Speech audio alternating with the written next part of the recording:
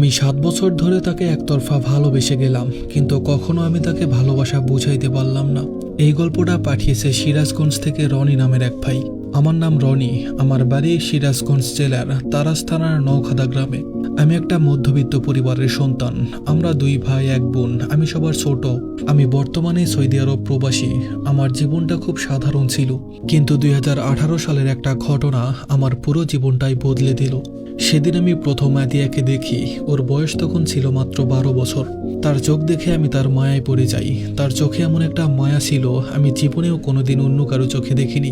সেদিনের পর থেকে আমি বদলে গেলাম। আমাদের বাড়ির সামনে একটা রাস্তা আছে, ওখানেই আমি তাকে প্রথম দেখি। তো এভাবেই কিছুদিন কেটে গেল। আমি তাকে দেখার জন্য রাস্তায় এসে দাঁড়িয়ে থাকতাম। সেই রাস্তার পাশে একটা দোকান ছিল, দোকানের মালিক আমার দাদা হয়।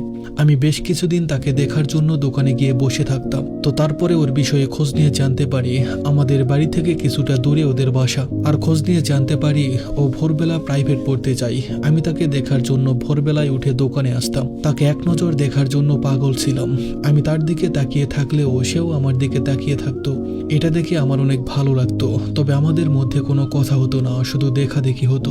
এভাবেই প্রায় 2টা বছর কেটে যায়। আমি তার সাথে কথা বলার অনেক চেষ্টা করেছি, কিন্তু কথা বলতে পারিনি। আমি তার জন্য অনেক পাগল ছিলাম। তো কিছুদিন পর শুনলাম কেউ একজন নাকি তাকে কিছু বলেছে।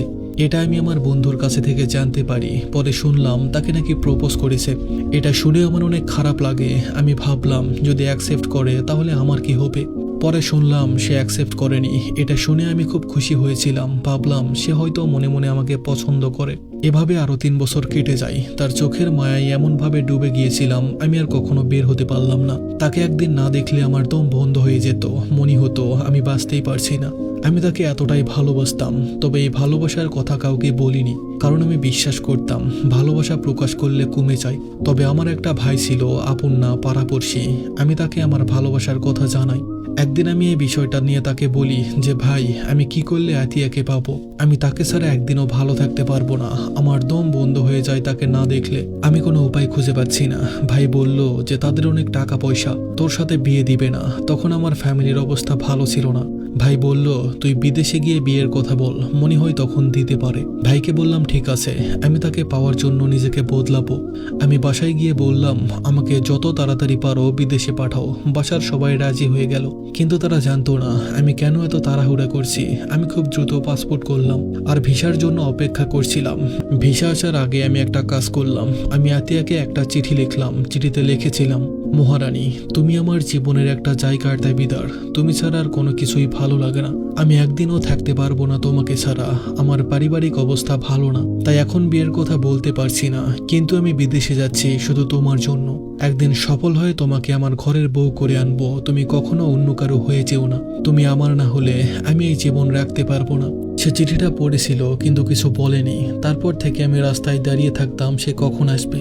সে আসতো ঠিকই, কিন্তু আগের মতো আর তাকাতো না। তার চোখে আমি দেখতাম রাগ, অভিমান। আমি ভাবতাম হয়তো সে রেগে আছে।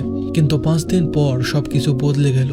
বাজার থেকে ফেরার পথে তার সাথে দেখা হলো। সে আমার দিকে তাকিয়ে আর আগে বলল, আপনার সাহস কিভাবে হলো আমাকে চিঠি দেওয়ার? আমি তখন চুপ করেছিলাম। সে বলল, আমি কোন ঘরের মেয়ে জানেন? আমি যদি এই কথা আমার বাবাকে বলি আপনার অবস্থা কি হবে জানেন? সে শুধু বলছে, আর আমি তার চোখের দিকে তাকিয়ে ভাবছি আমি 6টা বছর কাকে এত মায়া করে বুকের বাম পাশে জায়গা দিলাম। সে বলল, আমি কি কখনো বলেছি আপনাকে ভালোবাসি? যা হয়েছে সবকিছু ভুলে যান, আর কখনো আমার সামনে আসবেন না। সেদিন আমি কথা বলার ক্ষমতা হারিয়ে ফেলেছিলাম। তবে আমি বুঝেছিলাম আমি শুধু একাই তাকে ভালোবেসেছিলাম। আমি বাসায় এসে জানতে পারলাম আমার ভিসা এসেছে। এটা শোনার পরে আমি নিজেকে ধরে রাখতে পারলাম না। কিছুদিন পর আমার যাওয়ার ডেট ঠিক হয়। তাকে এক নজর দেখার জন্য আমার বাসায় একটা আয়োজন করি। এরপর আমি তার বাবাকে গিয়ে দাওয়াত দিই। সেও এসেছিল, কিন্তু আগের মতো আমার দিকে আর তাকিয়ে থাকতো না। আমি তার চোখের দিকে তাকিয়ে ভাবতাম কেমন হতো আমার হলে। তো কিছুদিন পর আমার বিদেশে যাওয়ার টিকিট চলে আসে। একদিন পরেই আমি চলে যাব। আমি যেদিন চলে যাব সেদিন রাতে আমি তার বাসায় যাই তার বাবা মাকে বলতে। সে পাশের রুম থেকে আমাদের সব কথা শুনছিল, কিন্তু সামনে আসেনি। তার বাবা আমাদের বিষয়ে কিছু জানতো না, তাই কিছু বুঝতেও পারেনি। অনেকক্ষণ পর সে পাশের রুম থেকে বলল, কবে যাবেন? আমি বললাম সকালেই চলে যাব। সে আর কোনো কথা বলেনি। তো তার পরের দিন আমি বাসা থেকে বের হব।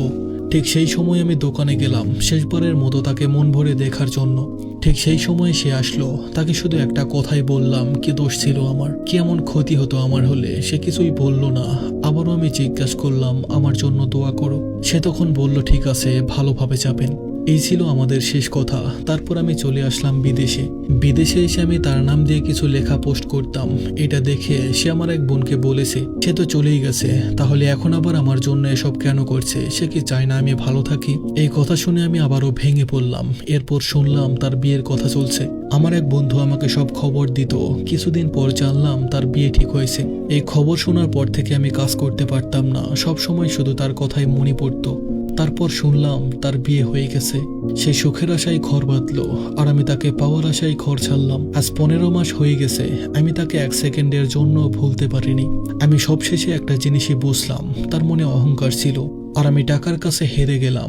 যদি আমার বাবার টাকা থাকতো তাহলে আজ আমি তাকে হারাতাম না। তবু আতিয়া, তুমি ভালো থেকো। যে মানুষটা তোমাকে পেয়েছে সেই মানুষটা অনেক ভাগ্যবান। আমি 7 বছর ভালোবেসেও তোমাকে পেলাম না, আর সে না চাইতেও তোমাকে পেয়ে গেল। কিন্তু এই জীবনে আমি যতদিন বাঁচবো তোমার জন্য আমার মনের জায়গাটা ঠিকই থাকবে।